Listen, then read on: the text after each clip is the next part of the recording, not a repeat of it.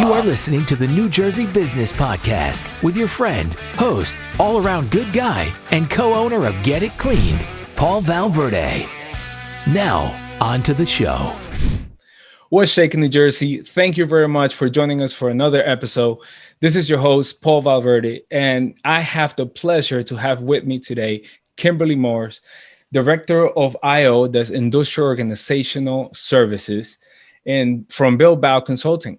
Kimberly, it's a pleasure to have you here today. I know all of our viewers and listeners are very excited to hear about the things that you do and that your company offers. So welcome to the show. Thank you so much. Thank you for having me, Paul. And thank you everybody who's listening and watching. It's definitely a pleasure to be here today. Kim, I like to start our time together by asking you to please share something about yourself, maybe some cool or fun facts. We are eager to get to know you. Of course, absolutely. So right off the bat, I do have a PhD in industrial organizational psychology. I have a grad certificate in big data analytics. So kind of a little bit of both sides of everything. So that people side and that data side. So I think the biggest thing that people tend to miss, especially because I'm a woman, is that I can talk the tech speak, but also the people speak. And I think it comes from my dad's a computer programmer and my mom was not. So having to grow up in a world of listening to both sides of it. And even now, like my dad will talk about work and I just kind of smile and nod and people are like, what did he say? I'm like, he said all of this. They're like, you understood it? I'm like, sadly, I did. Yes. But I'm that go-to when people are like, we need the person who can kind of translate that tech talk to us non-tech people, which I think is a great kind of segue into the uniqueness of an IO field. Yes, I'm very, very interested to know how is it that you actually went into the field of industrial organizational psychology. That's a great question. So like many others who got into IO, it's sad, but it falls along the same type of path. We all start off as wanting to get into counseling and we're all going to save the world. And then you realize that you love like the people you're working with a little too much. And then you experience something called countertransference, where you bring home too much of the work you're doing. And I was working with children who were cases from like Child Protective Services. So really heartbreaking cases from inner cities, and it's heartbreaking stuff. And you can only do that for so long. And God bless the people that keep doing it, because they're the heroes of the world, in my opinion. But I just couldn't keep doing it. And I just stopped one day and I'm like, I love psychology. I love human behavior, but I can't do that. What else can I do? And it took some soul searching and looking and saying, I'm really good at career consulting. I'm really good at coaching people.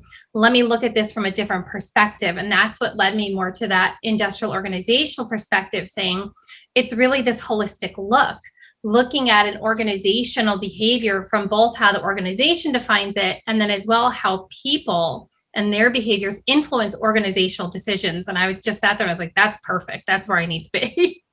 Well, it's very interesting because data alone, right, perhaps wouldn't bring a clear picture of an individual, the dynamics between team members, but having both components will bring, a complete picture of what's going on, or what is it that we would like to go on, or how to accomplish the things that we would like to accomplish. So how does data and psychology work together? Like maybe you could share an example or just... I am so sorry. Sure. And now you know the joys of podcasting from home. I apologize. That's totally fine. What breed of dog you have? He's a lab. I probably should have started with the fun fact that he's a lab and he's very loud when my neighbors come home. So that's probably what's happening. Don't worry. Listen, our listeners and our viewers, they love animals. They love dogs. I have a Belgian Malinois myself. So you may hear her at one point. Well, I'm happy I'm not the only one. I think all of us with COVID, we're gotten used to hearing animals in the background. And he's walked away. So hopefully he stopped now. That's totally fine, Kim. So will you please give us an example of how psychology and data work together? Absolutely. So something that's really interesting is most people look at data very black and white. They look at it as this is this, and this is what it has to be, like almost like a 1 + 1 = 2. It has to, right? And the problem is when you're looking at people aren't black and white like that. People aren't a 1 + 1 = 2. So when you're looking at how do we interpret data and people, you're looking at very situational type of occurrences going on. So for example, if you're looking at what factors into like work-life balance, for example, and that's a great one because that's one that people are constantly talking about. How do I get a work-life balance? One of the saddest things people hear is there's no magic number. There's no magic answer for that. It's really individual. But the fact is you can almost measure it looking at what are the stressors in your life? What's affecting you? What are your conflicts going on? And you look at them and you say, where are your priorities? Are your priorities, 1, 2, 3, 4, 5, family, work, health, whatever it might be? Or is it, hobbies, work or work? You have to get down to how people define that. And then you can come back and use that data and say, so Paul, you ranked working as your number one priority. Why did you rate it that way? And then you hear their story about it and you hear why that's important. And then you really gather additional circumstantial data to inform the decisions you're going to make. And that helps you once you get to know the individual. Then you can say, okay, I know in this type of situation, Paul is most likely to make this type of decision.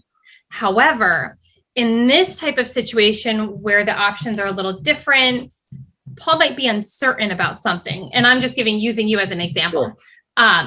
So like for me as an example, if I have to choose between taking, a day off to take my kid to the doctor, or a day off to go down the shore, obviously I would probably prefer going down the shore, but the priority is on my child's health. So I'll be like, okay, I'm going to use my day off and I'm going to go take care of, the needs of my child because that's my priority.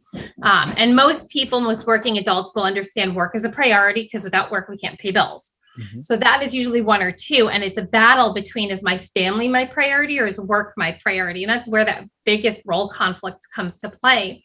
So you have to collect that data from people, and it's very much this, where do you rate it? And it's personalized. Mm-hmm. If you're getting more into personality and behaviors, you're looking more in, and it relies obviously on a person being honest, of course, kind of without saying, but you're looking at their preferred behaviors. Are you more likely to be outgoing, or do you prefer to be more introverted? And that you need to be honest with, because if you're not, then you might get matched with a role that requires you to be the exact opposite of who you are. And then you're going to find high turnover rates. You're going to find more counterproductive work behaviors. So it's almost a working in the opposite direction. You see a problem and you say, what are the behaviors that feed into this? And how can we measure that? And that's really where the IO piece comes in, that human behavior is looking at this data point. It's you're telling me that you've had an 80% turnover in the last 5 years. It's huge. A, are you retail? Because that's always one of the biggest turnover places. And then B, what's going on? What are the behaviors? What are your policies? So you're looking at all of these different data points and then putting the people back into it. And I think that's the hardest thing for more business-minded folks to really wrap their head around. So you provide services that will cover from recruiting, from before people even, attracting applicants. Is that accurate? So we actually do more of the assessment side. So we help companies identify the behaviors, and not necessarily in the individuals they're looking to hire, but in the team. Okay. So what does your team have? What does your team need? And that's the type of person that you then look for. So it's depending on the type of goals that you have. So this comes very back to this. What's your business strategy? What's your business goals? And let's map out the type of team you have for that goal. Do you need somebody that's more sales minded, that's, kind of fearless and isn't afraid to be told no? Or do you need somebody that's going to be really scrutinizing of all of the little details, like the minutia, and saying, hold up, we need to stop because we need to look at these details to make sure we have everything right? And those are really 2 very different people. Okay. But you need both on a team to be successful in any type of a real initiative, you're going to have somebody that drives that innovation while having someone almost pull you back and saying, let's look at the logistics of this. Like look at Richard Branson. He just went to space, right? He's an envisionist. He thinks very vague, very big picture. He'd have never done that on his own. He needed a team of people behind him to sit there and be like, you need to stop because we need to look at the logistics and how we can make this work. Yeah. So it really comes with making sure you have the right members on your team that are able to hit your blind spots. And it's not wrong. We all have blind spots, but you need to know how to leverage the right people to compensate for your blind spot. So in other words, once you conduct an assessment of the group and identify areas of strength, areas of improvement, what is more suitable for this person, etc., you can also identify where are the gaps in the team that need to be filled, so you know what type of person or what type of qualities a person that you're looking for should have in order to have more of a complete team. Is that an accurate statement? Yeah, it would be. And what's great is that then we can piece in different people. So let's say you're looking for somebody for a team of sales reps and you're like, I need this type of person, and you interview 10 people.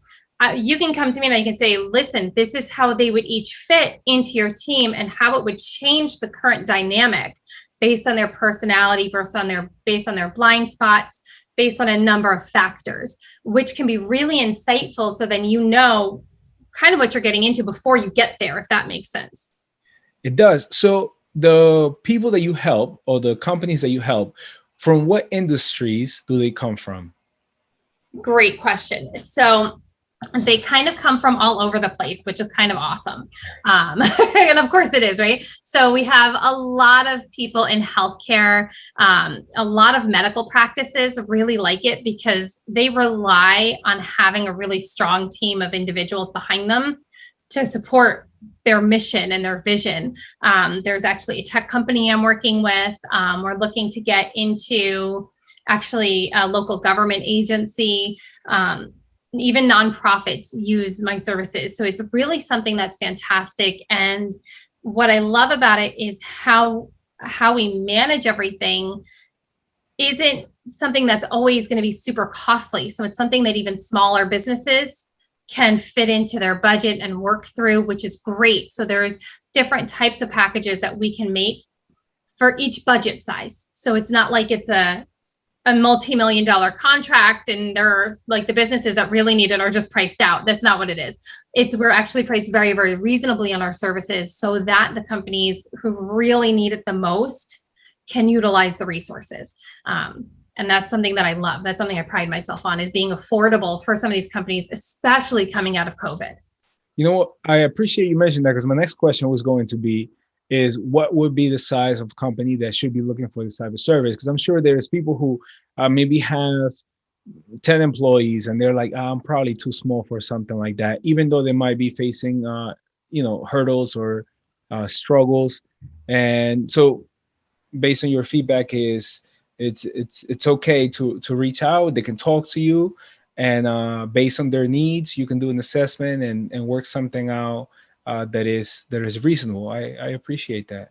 Yeah, absolutely. In fact, this is something that I've really worked hard to make sure that we've covered, is these really small businesses to even mid-sized companies. So if you have, even a team of 4 or 5 people, sometimes you're going to really need the help in learning how to communicate with each other. So I would do like a one-on-one talent strategy meeting and really look at who's where, what type of communication style works best. Are you having communication problems? What are your goals? Let's make sure you're all matched together and that we're hitting this, almost that respect that we tend to lose when you work so closely with people. And I think that can happen in small, tight-knit groups as you become so comfortable and you kind of forget, hey, we're supposed to be doing a business together, and you get a little too friendly sometimes, which is good. But the flip side of that is conflict is bound to happen. But it can go, and I have clients that are anywhere from, like I said, like 5-10 to over 500 employees within the company. So there's not a too small, too large. And so once you have completed an assessment, maybe you identify some areas where team members need to grow. Do you also provide the perhaps training or some kind of development courses in order to meet those needs of the team and team members? I do. I offer individual coaching, like executive coaching, team coaching, that one-on-one building, depending on what they need. A lot of it ends up coming back down to just some of those soft skills. People forget how to communicate and they forget how to listen and be open to change. And that's usually the biggest problem is they know what they need to do. It's just they're resistant to doing it. So kind of getting them out of that framework in their mind of saying, I have too many of these barriers holding me back, and saying, well, if you're not going to do it, what are you not going to also accomplish? So it's this give and take. They say, oh, this is something I can't do. And you say, yeah, but if you don't do it, you already know this is going to continue to be a problem. So what's holding you back? So you have to get onto that piece, this mental block that people have. And almost everybody has one. They said, oh, I'm going to go like climb Mount Everest. And then they find 1,000 reasons not to. Yep. And it's, what is your Mount Everest? And then why does that matter? You have to be able to answer that question. Yeah. And then your why does that matter piece has to be something solid. It can't just be like, oh, because my boss told me to do it. Well, if you change jobs and your boss has stopped telling you to do it, are you really going to keep doing it? Like, what's your motivation? And you really have to get under that and get into the meat of that. And that goes back to understanding who they are in the very beginning. Yeah. I think as business owners, it's so important to invest in our people. There are people who experience high turnover, and they're like, hey, I don't want to spend all that money because what if I invest in training and they leave? But then the flip side to that is, what if you don't invest in training and they stay, right? It's terrifying. Right. So I think certainly as business owners, it's so important to invest in our people because as they grow, as individuals, they will perform better. They will just it will be just better for the team. It will be better for the company. So I think the services you provide is so important in that regard. I have a question for you. Yeah. So there is a style of hiring that I implement and that I learned. I like to hear your feedback on it. And it's basically core value-based hiring, right? So the idea behind this is that oftentimes, you need a person who has perhaps certain education, that needs to know certain skills, and you interview based on that. What's your experience? You get a feel for that person, and you hire them, right? So this style of hiring core value basis, you identify what are your core values, right? You don't make them up, you actually identify them. And so when you go through the first round of interviews, you ask core value based questions. And so, and even the ad that you put out for, to announce that you're hiring is a core value based ad. So people who are into that, they're like, oh, I like this. I like the way this sounds. People who are just not into that are turned off and they'll just move on, right? And so, like, for example, if you are, right, the type of person who want your people to be like, some places they will want a person who just goes, does their job and leave, right? No interaction, no connection. And for some business owners, that is the best type of employee. For other business owners, it's like, no, we want people who actually make a personal connection, who establish friendships among, with coworkers, etc. So you could ask questions from the beginning to that regard. Like, for example, one of my core values is helping out, right? Because I own a business in the service industry. So, for example, one of the questions I will ask is, are you involved with any charity or any nonprofit? Do you do any volunteer work, right? And if someone says, oh, yes, then automatically I know this person has a matching core value, because they're the type of person who are willing to give their time, right? And help out. And if I get a warm answer like, I wanted to, but I haven't had the chance, then I know where they stand. Or maybe something very cool like, oh no, right? So my question is, does that style of hiring, does it make sense where you're trying to create a culture where your team members have common ground? So it's really interesting. The way you hire and the way a person hires tends to be really human connection based. So no matter how qualified a person may be on paper, it's generally how they come across in an interview, which is sometimes a blessing. Some people interview really, really well. And you as the interviewer, you walk away and you're like, wow, that person's stellar. And in the meantime, like when they come there, they could just completely falter and you'll be like, dang, I just hired the wrong person, but they interviewed so well. On the flip side, you could have somebody that doesn't interview really well and they're a rock star in the role, but they just need somebody to kind of see through some of that awkwardness in the interview.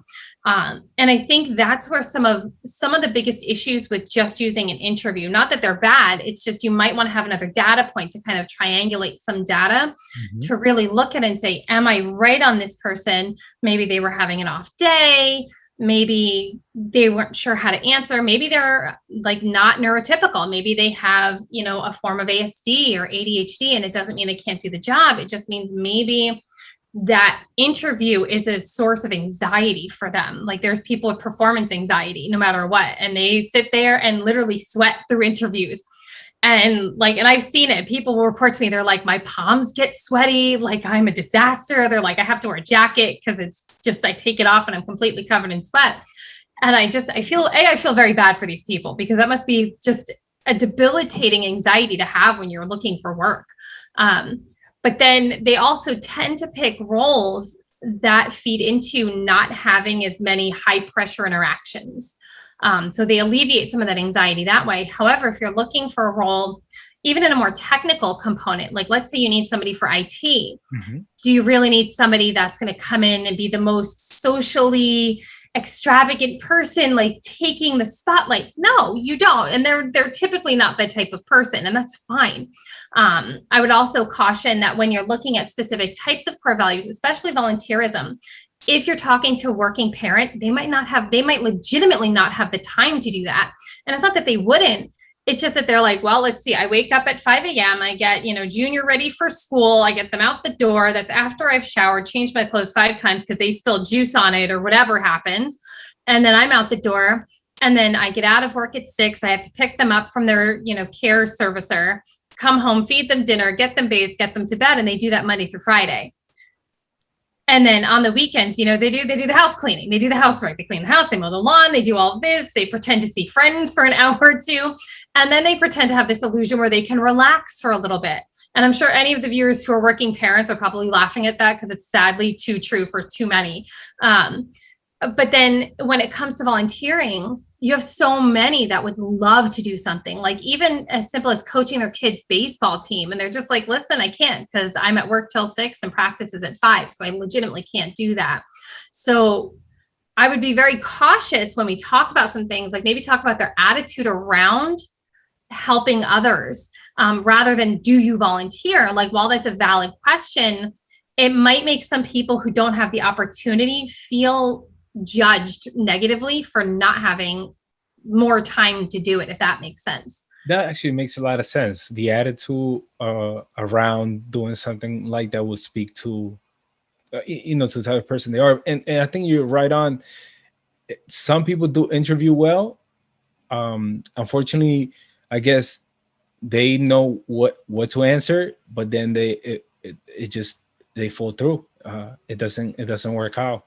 So when you and a company contacts you, what is the process they go through in order to get started in working with you and rebuilding or addressing issues within their team? So first, I always call them situations. It's never necessarily an issue because it's a situation. Yeah. So they have a situation that they need to kind of work through, whatever it might be. So we sit down and we say, okay, what's the situation? What's going on? And I let them tell me really what they think their situation is, what the surrounding components are. And then I'll dig deeper and ask questions. And it's funny because I call this my therapy for businesses. So I'll talk to them and be like, okay, so why is this important? Why does this matter? And it's almost this Freudian, so what does that mean to you type of questioning, but it's really, it gets to the root of it. And that's what you want to do, because oftentimes somebody will come and they'll give you something very high level and they'll say, oh, we just aren't getting enough customers in, and that's the situation. Okay, so what do you think is driving that? And they'll say, oh, well, our people just aren't nice enough. Okay, what do you think is driving that? And the idea is to get them to dig down to some of those root issues that might be causing that situation. And then they see, oh, wow, it's not necessarily just about we're not getting customers. It's about we're missing some key elements all the way in another arena of business practices. So the biggest issue with a lot of people is they want kind of that Band-Aid solution. They want something quick, and they're like, hey, here's the problem, fix it quickly in the next 10 minutes. And you're like, that's not going to work, because if you want to keep this going, you need a real way to really look at how you're going to resolve any situations you have going on. Most situations within any organization come down to people, relationships. They really do. And a lot of times it comes back to communication. Are we effectively communicating with one another? Are we really listening to hear what people are saying? Or are we just listening long enough until they stop talking so we can say what we've been thinking about in our head for the last 5 minutes? Yeah. And sometimes it comes down to bringing it back to the basics of just communicating with each other. So it's listening, looking, doing these deep dives into what's going on. And if it really is coming back down to they're missing this really key people data in their business strategy, which so many businesses are, we say, let's bring people back into your business strategy. Mm-hmm. If your business strategy is only looking at how much revenue you're looking to make, you're never going to hit it over the long term. Like you might hit it once, but guess what? 5-10 years from now, you're going to start having major problems. Mm-hmm. And that problem is because you focus on the wrong thing. You focus on the money and not on the people. And the people are the biggest asset of any company. So once you've identified the root cause, and the business owner or manager, I would assume, that is working directly with you understands, okay, this is going to be a process. Do you then design an action plan where they can go step by step or through phases to get to that point where perhaps it will set them in the right path to accomplish their goals? Great question. And I'm happy you asked it. So I have a personal bias towards using a more agile framework. So what we do is we kind of sit down and we say, what is your goal? Like what, based on now that we've identified this underlying situation as being what's really causing all of these other situations going on, what is your goal? What do you want it to be? And then they'll say the goal and I'll say, okay, how do you plan to get there? And usually it's this blank stare of we don't know. And then we say, let's take baby steps. First, let's make sure you have the right people in the right places. And we do kind of the team analysis. Let's see who's here. Are they where we need them to be? If they're not, who can we move around? Who do we need to really leverage? Are you leveraging the right people? Even if you have them all, maybe you're missing some key ideas from, somebody you don't listen to very often. So it's sometimes giving voice to those people who don't often get heard and hearing their ideas, and letting them kind of shine through and say, that's a great idea. We didn't think about that. Instead of kind of just really man-arming them into their, like, what everybody else is saying, yeah, let's do this. Meanwhile, they might be that one person that's like, we need to look at this. And everyone's like, no, you don't know what you're talking about. I think a lot of people have had that happen, but making sure that those voices are heard. And again, oftentimes I will do a workshop with all the team members and it's an experiential learning activity, and it can be really pertaining to whatever their challenge is that they have to overcome to get to their goal. A lot of it, again, comes back down to listening, but it could be teamwork, team dynamics. It could be problem solving. And part of that is really to get the leadership to see what's missing in a really controlled environment. And usually it's something as silly as, you guys are trapped on a desert island and you have these 25 items, rank them in order of importance. I think we've all done something similar to that. Yeah. But you don't look at what they pick as much as you look at that process. So we're not looking at what their outcome is, if they would have survived or whatever it might have been. If they got eaten by a shark, we're like, cool, so that was a good outcome. Let's look at the process of how you got eaten by the shark type of mentality. And what you want to do is make sure those leaders can now identify the behaviors and take it back to that team behavior analysis that we've conducted. And they're seeing, oh yeah, Paul really does do this. I never noticed it before. And now they're tying these little data points behind what the behavior says you're more likely to do to what you actually did. And then they're seeing, so in this situation, Paul was less likely to take feedback from somebody if he felt confident in the answer. If he wasn't confident, he kind of sat back and was just like, okay, who knows the answer? Because I don't know, type of thing. So then they say, now we know how all of this plays together. And then it goes into coaching the leaders to really be effective at understanding how to guide their team members. And just like in an agile and project management, that kind of framework, you pause and you test and you say, what's working, what's not working. And it's always you let them lead. You say, well, this is what we want to do. And you say, great, we're going to do that. Let's do it within these parameters. And then we'll test it and see if it's working. And then we keep testing it.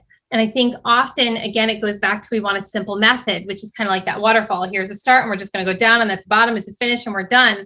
We can't do that. We have to be open-minded and willing to just kind of keep going around the cycle to stop and say, is this working? No, let's look at why it's not working. Let's keep looking. And I think we have to get into this mindset of this constant improvement to say, okay, let's stop and pause. And then I'm always there for my clients, even 6 months later, for them to pick up the phone and say, hey, can you come back and do, another workshop with us? Because we feel like we're missing this piece now. Yeah, absolutely. I'll come back and do that for you. That's what I'm here for. But usually that in-depth piece takes about, 6 months, 8 months, even a year, depending. And then after that, it's really up to them to keep that momentum going. Yeah. So these business owners who are looking to address those situations that arise within their team in order to hit their goals shouldn't look at the solution as just a one-time quick thing, but more of a journey, a process, maybe a change of mindset, change of culture. And then once they've improved in this journey through your services, is them keeping up with the changes that have been made or maintaining and perhaps improving upon them. And I'm sure as they grow, then you encounter new issues, new issues arise. And then they can always reach back out to you to kind of have your help to go over those hurdles.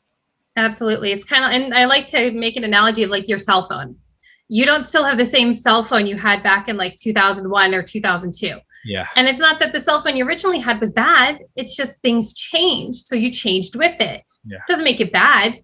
It just means you adapted and you're like, hey, look at all the cool stuff I can do here with my new cell phone that I couldn't do with this old cell phone. And I mean, even things from using like Siri, people at first were very uncomfortable with it. And then when people realized they could get Siri to beatbox and sing the lyrics to Bohemian Rhapsody, they're like, this is awesome. We're changing and now we're moving on. And that's some of the fun things. You get to uncover some like kind of hidden Easter eggs about your team. But if you never continuously move on, you never learn those things. And that's what we need to do. You can't be successful in the long run without having almost this change mindset. Yeah. Well, thank you very much, Kim. I really appreciate your time. I'm sure some of our listeners are thinking, whoa, this applies to me. Whoa, I'm going through some of this stuff right now. And folks, if that's you, I encourage you to reach out to Kimberly at Bilbao Consulting. We're going to link all of her contact information, her social media, website, phone number, email to the podcast episode and also to YouTube, where the video version will be posted, as well as Facebook. So there you have it, folks. Kimberly Morse from Bilbao Consulting. Kim, thank you so much for joining me today. I really appreciate you. Of course. Thank you again. And I hope you have a great day. Thanks for tuning in to today's show. If you or someone you know would like to be a guest on the show, go to NewJerseyBusinessPodcast.com. That's NewJerseyBusinessPodcast.com. We can't wait to hear from you and your business. You can also visit our website to learn about sponsorship opportunities and how to qualify for a complimentary gift. Thanks again for listening to the New Jersey Business Podcast.